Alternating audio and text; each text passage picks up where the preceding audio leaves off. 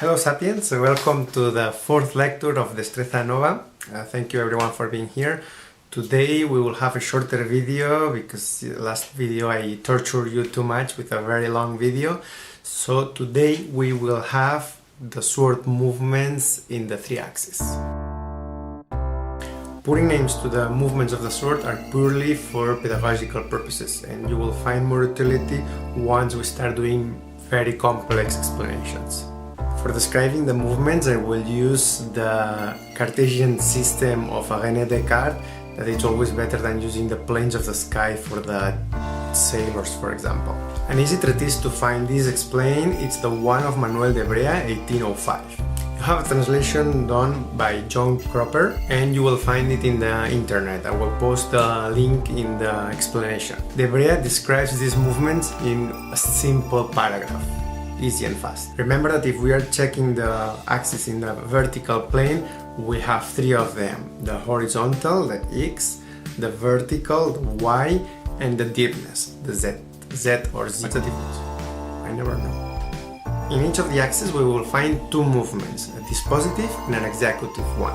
Easy oversimplification to describe these movements: dispositive and executive, or dispositivo or ejecutivo, preparing and shooting or executing. I say oversimplification because I want to avoid debates in the internet, which I will have anyway. In the x-axis, the movement that we have moving outside of the center, it's called Remiso. So we have Remiso to the right and Remiso to the left. Going back from the extremes to the center, we will have what is called Reducción. That is the executive movement. In the y-axis, the dispositive movement goes against nature. That's why it's called Violento, violent.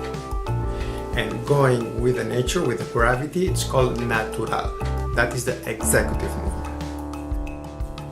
Finally, we have in the z-axis, we have the dispositive movement, which is going back. It's called Extraño, like the step.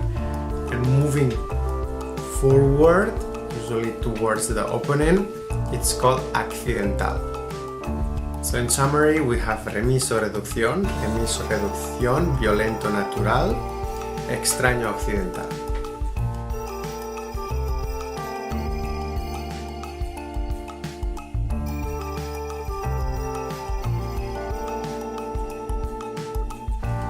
If you want to be more specific, of course, you can use always a mixture of movements. For example, a mixture of Violento and Remiso to the right, for example, bam.